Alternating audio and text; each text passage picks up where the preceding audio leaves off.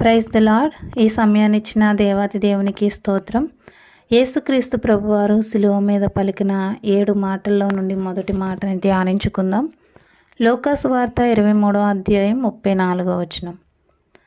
యేసు, తండ్రి, వీరేమి చేయుచున్నారో వీరెరుగురు కనుక వీరిని క్షమించమని చెప్పెను.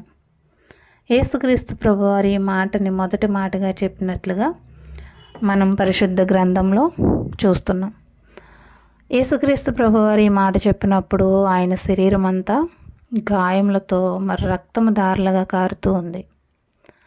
అయినా ఆయనని ఆ పరిస్థితికి తీసుకొచ్చిన వారందరి కోసం ఆయన క్షమించమని ప్రార్థించారు.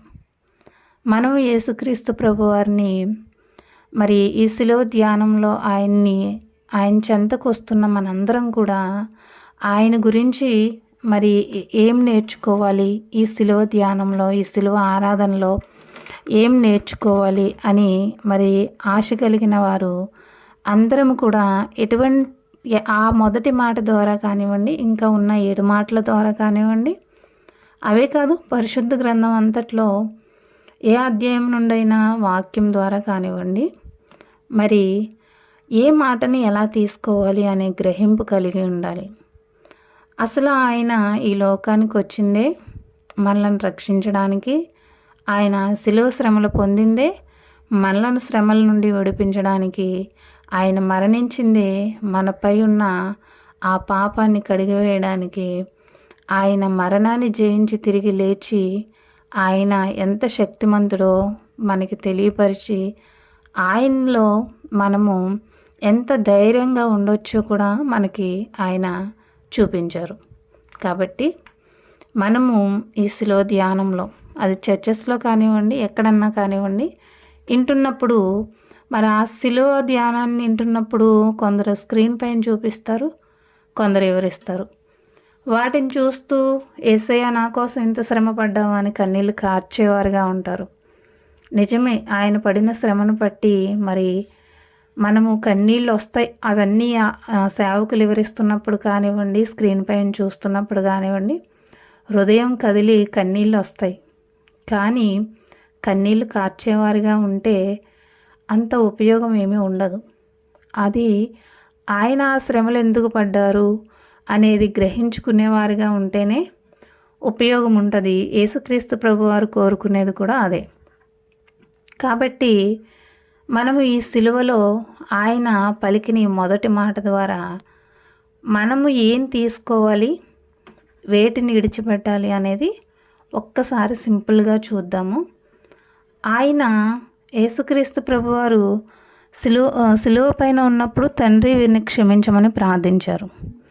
అంతకుముందు ఆయన ఎలా జీవించారు అని చూస్తే ఆయన మనిషి కుమారునిగా ఈ లోకానికి పరిశుద్ధంగా వచ్చి 33.5 సంవత్సరాలు జీవించారు.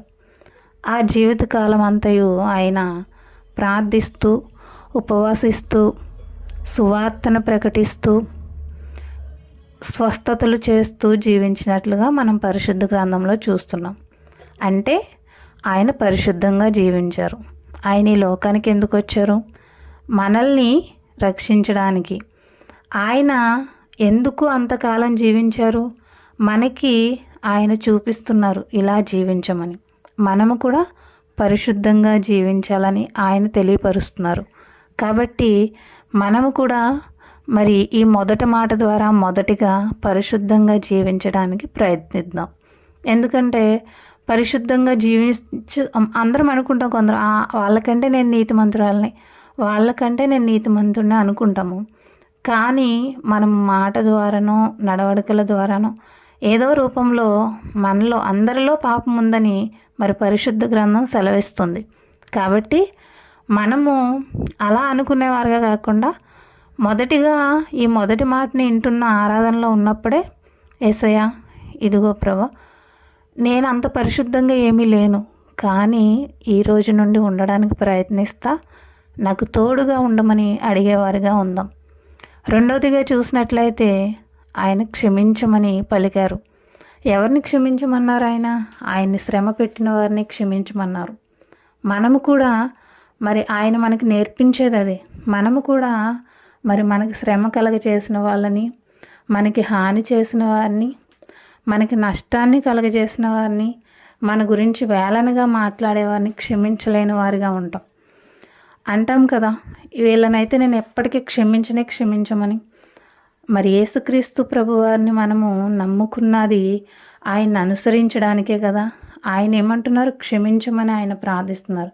మరి ఆయనకి మరింత సమీపంగా ఆయన ప్రేమను మరింత ఎక్కువగా పొందుకోవాలంటే ఈ మాట ద్వారా, ప్రభువా, నేను నా యొక్క హృదయంలో చాలామంది ఉన్నారు క్షమించలేని వాళ్ళు, కానీ నీ మాటను బట్టి నీకు ఇంకా దగ్గరగా ఉండడం కొరకు ఇదిగో ఒకరిని నేను క్షమిస్తున్నాను, ఉన్నవారందరినీ క్షమించడానికి నాకు నువ్వు తోడుండమని అడిగేవారిగా ఉందాం. అలా మనం ఈ మొదటి మాటలో చేసినట్లయితే యేసుక్రీస్తు ప్రభువారు మరి మనకి ఎంతగానో తోడుండి ఖచ్చితంగా ఒకరికి మాదిరికరంగా మనల్ని ఉంచుతారు. ఈ లోకంలో ఆయన చూసేది ఏంటి అంటే హృదయం ఒక్కటే. ఆ హృదయాన్ని మనం పరిశుద్ధంగా ఉంచుకోగలిగితే ఈ లోకములో ఉన్న సమస్తాన్ని ఆయన మన కాళ్ళ దగ్గర పెడతారు. ఆ హృదయము ఈ లోకములో ఉన్న వాటి కోసం పక్కదారులు పట్టేసి యేసయ్య ఇచ్చేవి కాకుండా మనమే పరిగెడుతున్నాం, అవి మనకు అందట్లేదు. ఆయన మనకి చక్కగా ఇంట్లో కూర్చొని ఉంటే మనము అవి మనకి మన కాళ్ళ దగ్గరికి తీసుకొచ్చి పెట్టాలి. ఆయన మన దగ్గరికి తీసుకొచ్చి ఇవ్వాలి అంటే మనల్ని మనం పరిశుద్ధంగా ఉంచుకోవాలి.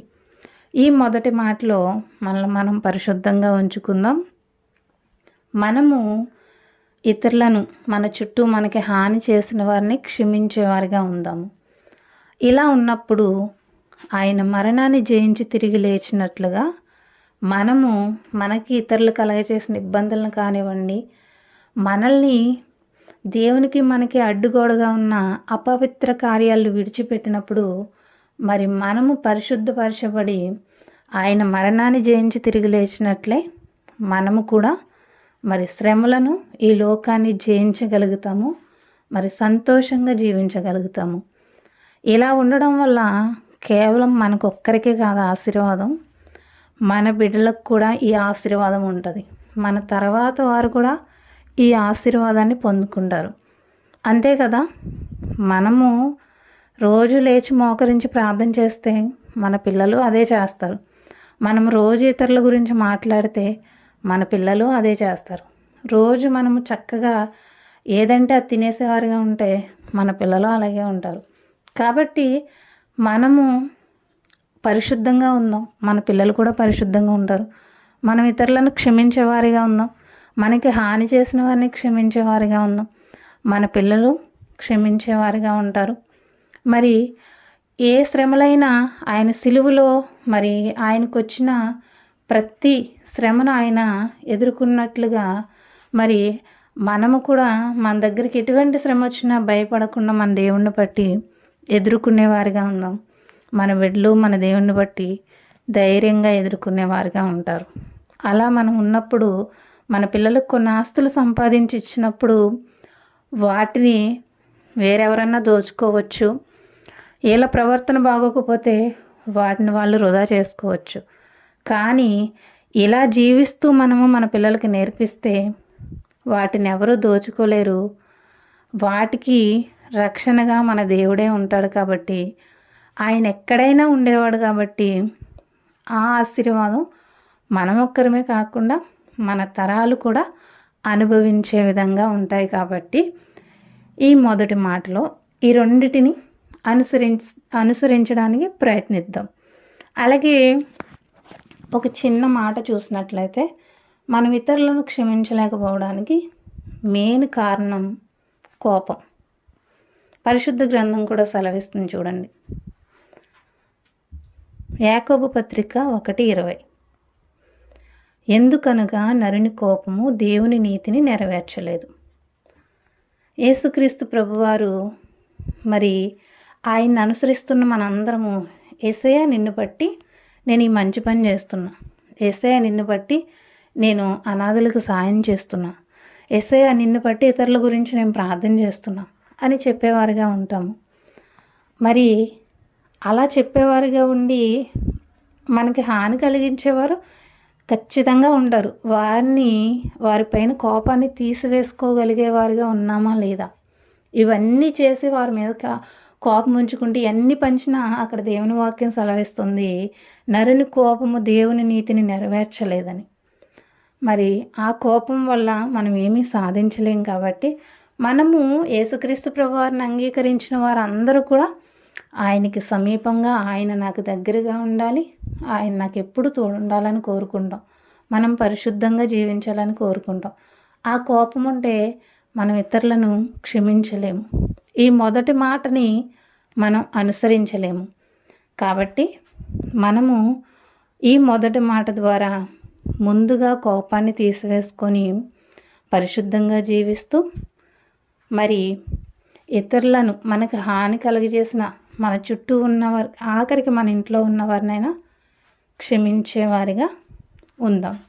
అలాగే మనము తెలిసి తెలియక చేసిన తప్పులు, పొరపాట్లను బట్టి కుమిలిపోతూ బాధపడుతూ, యేసయ్యా నా ఇంట్లో వాళ్ళే నేను చేసిన తప్పులను బట్టి నన్ను ప్రేమించట్లేదు, నన్ను చిన్నచూపు చూస్తున్నారు, అలా అని బాధపడేవారిగా ఉంటే ఈ మాట ద్వారా మనం కూడా మరి ఎంతో నెమ్మది పొందొచ్చు.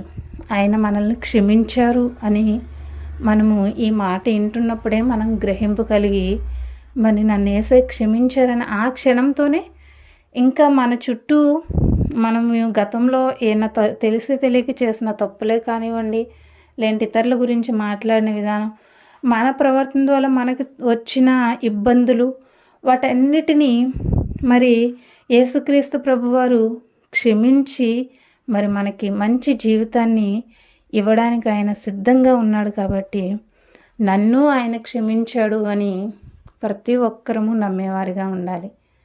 ఆయన ఆ మాట కేవలము ఆ శిలువ మీద ఆయన్ని ఆ కొరడాలతో కొట్టిన వారి గురించో, లేకుంటే ఆయన మొహంపై ఉమ్ము వేసి ఆయన్ని వేలన చేసి ఆయన్ని అన్యాయపు తీర్పు తీర్చిన వారి గురించో కాదు, మనందరి గురించి కూడా చెప్తున్నారు. మనందరినీ కూడా ఆయన క్షమించమని చెప్తున్నారు. కనుక ఆయన మనందరినీ క్షమించారు కాబట్టి ఆయన ఈ లోకానికి వచ్చారు. మన కొరకు, మన పైన ఆయనకున్న ప్రేమను బట్టి, మన పైన ఉన్న ఆ ప్రేమను బట్టి ఆయన ప్రాణాన్ని పెట్టారు. కాబట్టి ఫస్ట్ ఈ ధైర్యం అయితే అసలు ఎప్పుడు వదిలిపెట్టుకోకూడదు. నన్ను యేసయ్య చాలా ప్రేమిస్తున్నాడు, నా కోసం ఆయన ప్రాణాన్నే పెట్టాడు, నేను పరిశుద్ధంగా జీవిస్తాను, నేను ఆయనలాగా క్షమించేదానిలా ఉంటాను, నాలో కోపాన్ని విడిచిపెట్టుకుంటాను, ఆయన నాకు ఇంకా తోడు ఉంటాడు అన్న ఆలోచనలు మనం కలిగి ఉంటే, మరి దేవుని నీతిని నెరవేర్చేవారిగా, ఆయన నామానికి మహిమ తెచ్చేవారిగా, వేరొకరికి మాదిరికరంగా మనము, మన తర్వాతి వారు జీవించేవారిగా ఉంటారు. కాబట్టి ఈ మొదటి మాట ద్వారా ఖచ్చితంగా ఇతరులను క్షమిస్తూ, మనల్ని మనం పరిశుద్ధపరుచుకుంటూ, కోపాన్ని వదిలివేసి ఆయనకి దగ్గరగా జీవితం. దేవుడి యేసుక్రీస్తు ప్రభువారు నాకు ఈ సమయం ఇచ్చినందుకు ఆయనకే స్తుతి, మహిమ, ఘనత కలుగును గాక. ఆమేన్. Praise the lord.